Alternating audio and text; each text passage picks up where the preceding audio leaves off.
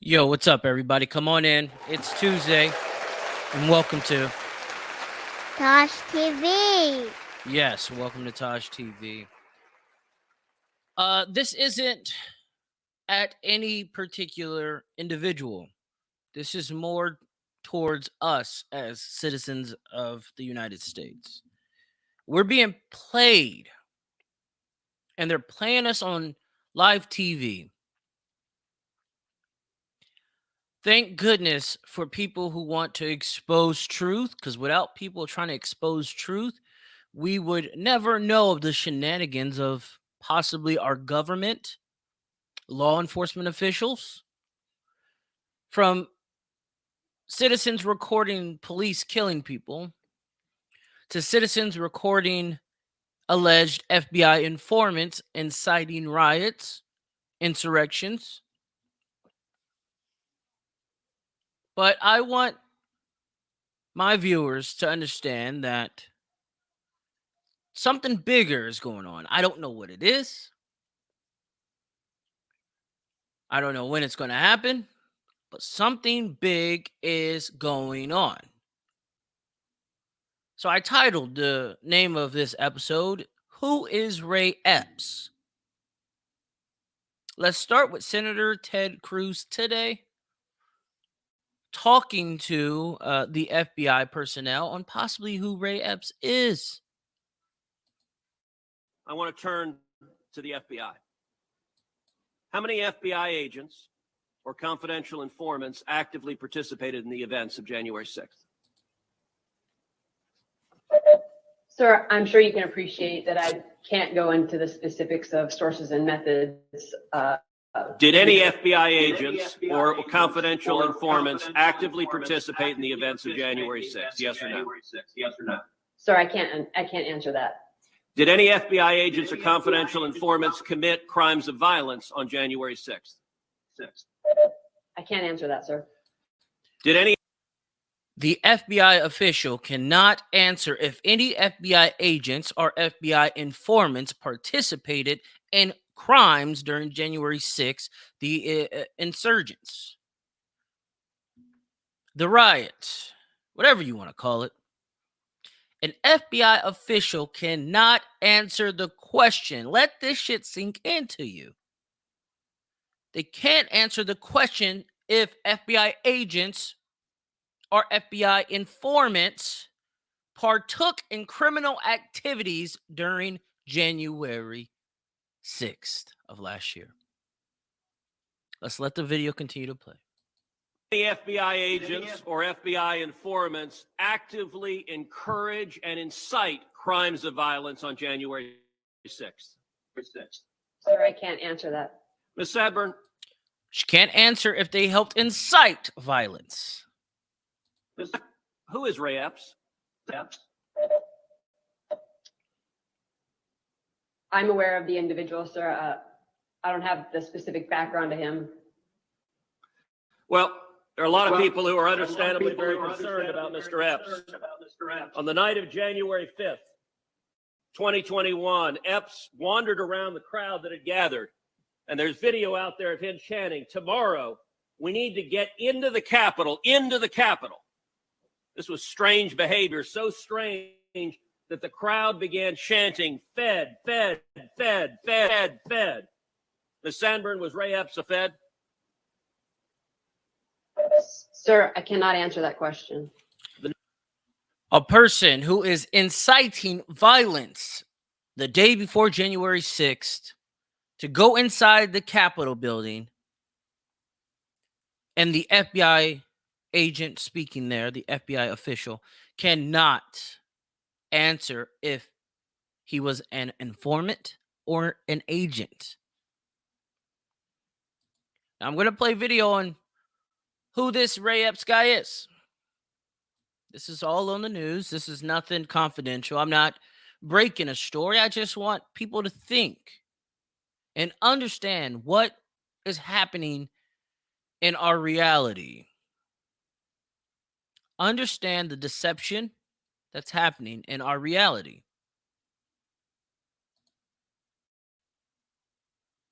Ray Epps, an Arizona man seen in widely circulated videos telling Trump supporters on multiple occasions to go into the Capitol, also seemed to have acted on his own. I don't even have to say it because I'll be arrested. Well, let's not say it. We need to go. I'll say it. This guy with the MAGA hat on, with the Trump hat, that's Ray Epps. He starts by saying, I don't need to say this because I'm going to go to jail. And this guy says, well, don't say it. Then he says, well, I'm going to say it. All while recording to the masses. That alone is incitement. But let's let him finish what he has to say. All right. We need to go in to the Capitol. Let's go. This, again, is Ray Epps. Right before they breach the Capitol.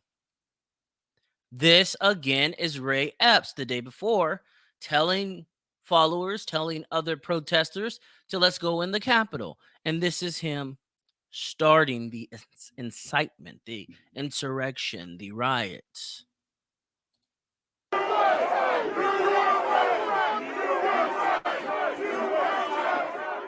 Unsurprisingly, he was on the FBI's most wanted list and was referred to as Suspect 16 for some time.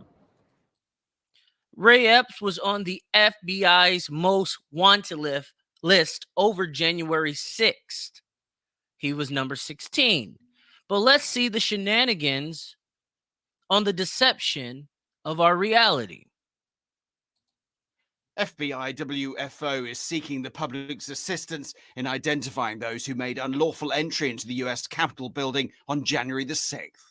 But now, Suspect 16 has been scrubbed from the FBI website. Now, if you take a look at the Wayback Machine from archive.org, you can see that from January 8, 2021, all the way until June 30th, Suspect 16 was pretty clearly highlighted. But suddenly, on July 1st, he wasn't on the website any longer. Now, if he'd been arrested... By the way, this man has not been arrested. They took him off the most wanted list after being on there for 6 months. Why?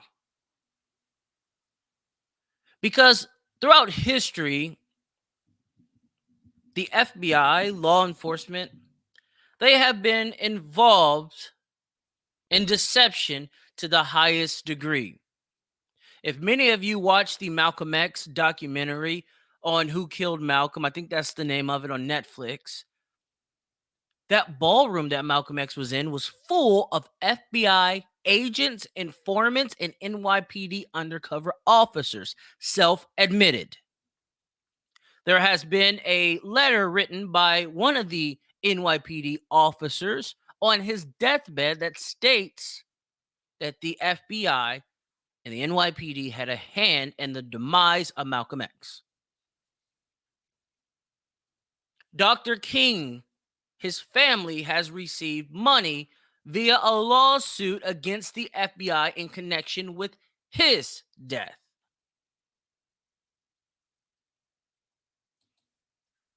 I know you guys are going to say, well, TaijhTV, you're dabbling in conspiracies. The FBI would never do that. They've already done it to the Trumpers, to the far right, the people who love Trump. They've already infiltrated organizations highly connected to Donald Trump. Example, the Proud Boys. The leader was an FBI informant. Let's not forget this. I'm going to play the video and watch for yourself. Enrique Tarrio is the leader of the extremist group the Proud Boys. He also has a, quote, prolific past as an informer for federal and local law enforcement, repeatedly working undercover for investigators after he was arrested in 2012. That's according to a former prosecutor and a transcript of a 2014 federal court proceeding obtained by Reuters. In a hearing in Miami, a federal prosecutor, an FBI agent, and Tarrio's own lawyer described his undercover work, saying he had helped authorities prosecute more than a dozen people in various cases involving drugs, gambling, and human smuggling. Tarrio's lawyer said in court that his client was a, quote, prolific cooperator. Prolific cooperator. while he's inciting violence, masking around as the leader of the Proud Boys.